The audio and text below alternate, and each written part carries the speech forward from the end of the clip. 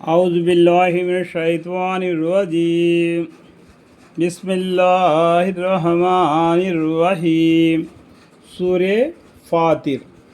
بسم اللہ الرحمن الرحیم، شروع کرتا ہوں اللہ کے نام سے جو نہایت مہربان بڑے رحم والے ہیں۔ تمام تر حمد اس اللہ کو لائق ہے جو آسمان اور زمین کا پیدا کرنے والا ہے، یعنی آسمانون 7 آسمانون بہوچنم ہے، اور زمین 7 زمین کا پیدا کرنے والا کون ہے؟ ایک اللہ ہے۔ ہم سب کو اسی نے بنا کے دنیا میں بھیج دیا، وہ قصہ سب کو معلوم ہے۔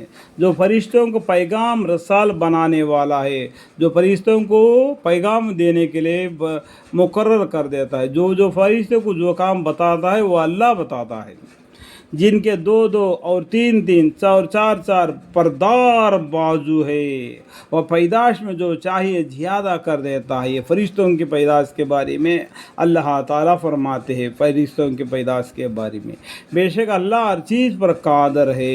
ان اللہ علی کل شیء قدیر، انسان کو جس طریقے سے چاہیے اس طریقے سے پیدا کر دیا، اور حیوانوں کو جس طریقے سے آئے اس طریقے سے پیدا کر دیا، اور جنوں کو جس طریقے سے چاہے اس طریقے سے پیدا کر دیا، اسی طریقے سے فرشتوں کو بھی جس طریقے سے چاہے اس طریقے سے پیدا کر دیا۔ جیسا کہ آدم علیہ السلام کو جس طریقے سے پیدا کرنا ویسا پیدا کر دیا، جس طریقے سے عیسیٰ علیہ السلام کو پیدا کرنا چاہیے تھا اس طریقے سے پیدا کر دیا۔ یہ سب اللہ کی مرضی ہے۔ ان اللہ علی کل شیء قدیر، بے شک اللہ ہر چیز پر قادر ہے۔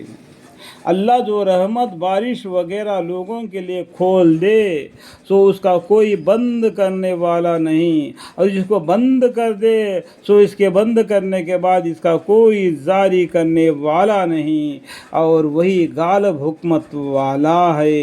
اے لوگو، تم پر جو اللہ کے احسانات ہیں ان کو یاد کرو۔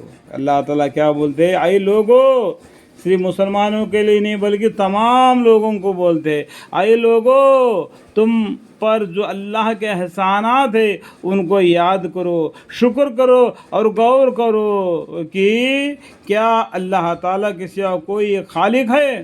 بتاؤ، اللہ کے سوا کوئی معبود ہے جس کو عبادت تم کرنے کے لیے؟ یہ صرف اللہ ہی ایک مالک ہے، وہی خالق ہے، اسی کا ہم حمد و ثنا کرنا ہے، ہم اسی کے سامنے سر جھکانا ہے، جو تم کو آسمان اور زمین کے رزق پہنچا دیتا ہے، آسمان سے بارشیں برساتا ہے، زمین کو سرو تازہ کر کے، اور تم کو تمہارے موشوں کو رزق پہنچاتا ہے۔ بتاؤ اب کس کو عبادت کرنا ہے؟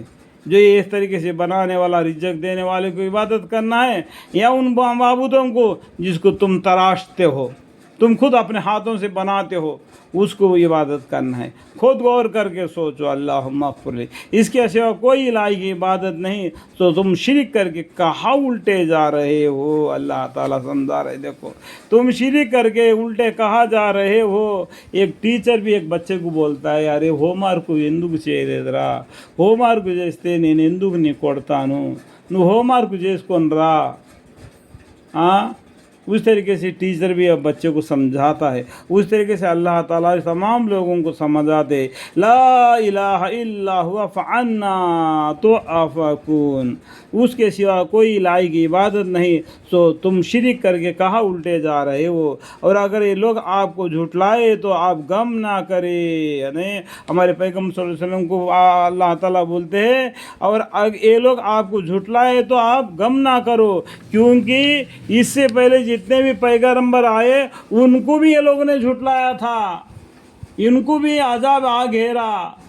آپ سے پہلے بھی بہت سے پیغمبر جھٹلائے جا چکے ہیں، اور سب انبار اللہ ہی کے پرورش کیے جائیں گے، اللہ کے روبرو پیش کیے جائیں گے۔ یعنی قیامت کے دن جتنے بھی امتیں گزرے ہیں، جو باتیں پیغمبروں کو انہوں نے کہا، سب کا حساب لینے والا کافی اللہ ہے، یعنی اللہ کے روبرو پیش کیے جائیں گے۔ اے لوگو، اللہ تعالیٰ کا یہ وعدہ ضرور سچا ہے. سو ایسا نہ ہو کہ دنیا زندگی تم کو دھوکے میں ڈالے رکھے. دیکھو اللہ کا وعدہ سچا ہے, قیامت ضرور آئے گی, تمہارا حساب کتاب ہو جائے گا, جنت اور دوزخ کا فیصلہ ہو جائے گا. یہ بات کو تم دنیا میں مستی کر کے اپنا منمانی زندگی مت گزارو, کل قیامت میں تم خسارہ میں پڑ جاؤ گے. اس لیے اللہ تعالیٰ بولتے ہیں اے لوگو, اللہ تعالیٰ کا یہ وعدہ ضرور سچا ہے. سو ایسا نہ ہو کہ دنیا زندگی تم کو دھوکے میں ڈالے رکھے, اور ایسا نہ ہو کہ تم کو دھوکے باز شیطان اللہ سے دھوکے میں ڈال دے. شیطان ہے, دھوکے باز ہے, تم کو دھوکہ دے کے دنیا کی طرف مائل کر کے اللہ کی یاد سے غافل کرتا ہے. اسے ہوشیار رہو, اللہ تعالیٰ بتا رہے تو اسے ہوشیار رہو, اسے ہوشیار رہو.